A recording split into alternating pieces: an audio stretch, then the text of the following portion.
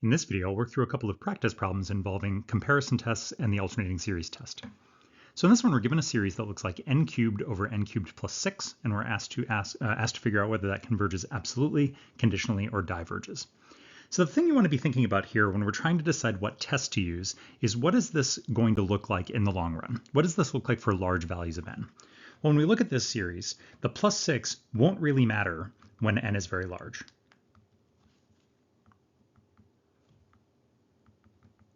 Because when n is 100 billion and we cube that, that's a very gigantic number, and then we add 6, that's not really going to make much of a difference.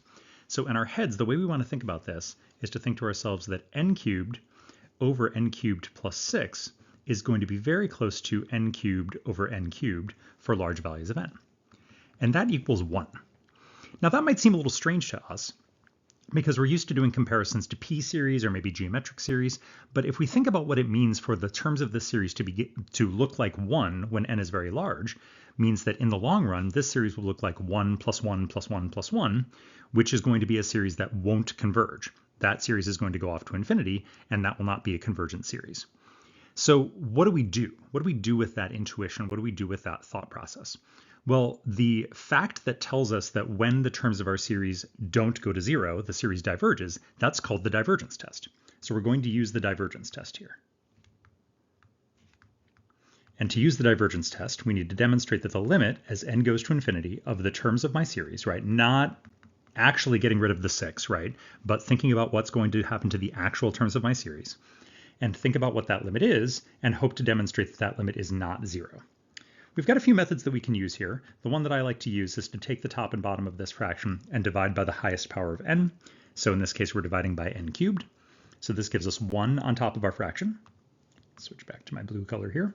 1 on top of my fraction, 1 plus 6 over n cubed on the bottom of my fraction. And then 6 over n cubed, that's going to go to 0, which means that in the limit, this will look like 1 divided by 1 plus 0, also known as 1. And the divergence test says, again, if we take the limit of the terms of our series, and we got something that wasn't 0, and because we got something that wasn't 0, that means that this series diverges.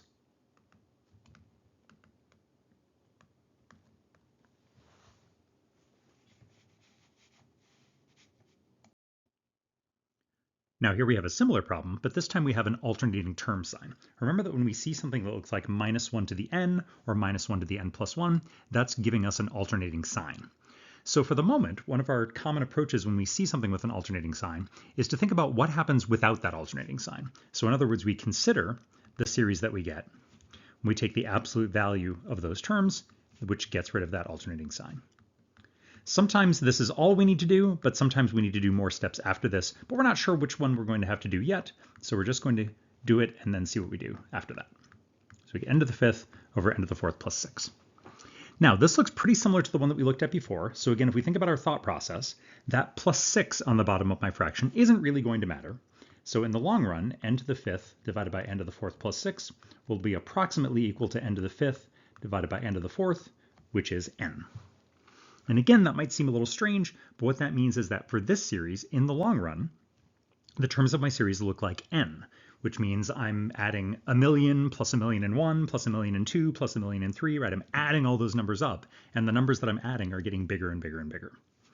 So in other words, this series will also diverge. And again, I'm using the divergence test to demonstrate that. I'm taking the limit as n goes to infinity of n to the 5th divided by n to the 4th plus 6. Again, I'm going to divide top and bottom by the highest power of n. Now I want to divide by the highest power of n on the bottom of my fraction, not just the highest power of n overall, because I don't want to be dividing by 0. So I end up with the limit as n goes to infinity. On the bottom, I just get 1 plus 6 over n to the 4th, and on the top I get n. Now, 6 over n to the 4th, that part of this is going to go to 0.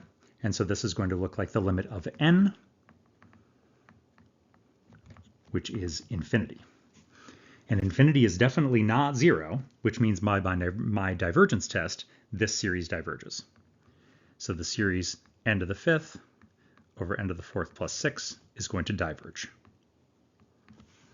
Now that doesn't necessarily tell me that my original series diverges, But it does give me a hint as to what's going to be happening there. Because what is going to be the difference between this series, where we got rid of the alternating sign, and what's going to happen when we put that alternating sign back in?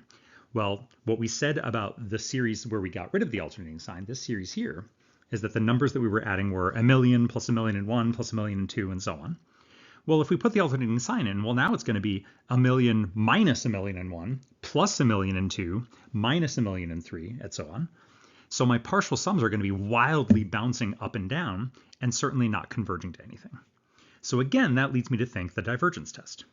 So for my original series, similar argument, slightly different because I've got that alternating sign, but I've got the limit as n goes to infinity. I put the alternating sign back in, but I approach it in a very similar way. I'm still going to divide top and bottom by n to the fourth.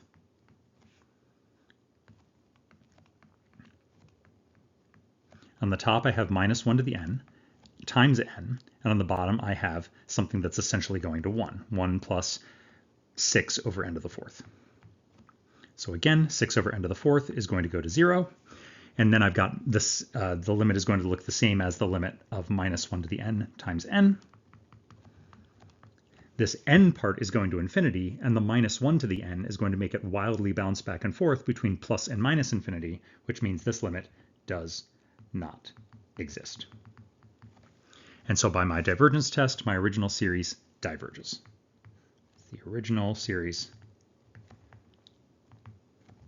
diverges. So a powerful tool that we can apply to series is to imagine which parts of the expression that we're looking at won't really matter, won't have an impact on the series when n is a very large number, and that can help us understand what to do when we're trying to analyze the series. So I hope this video helps, and good luck keeping working on applying series tests to infinite series.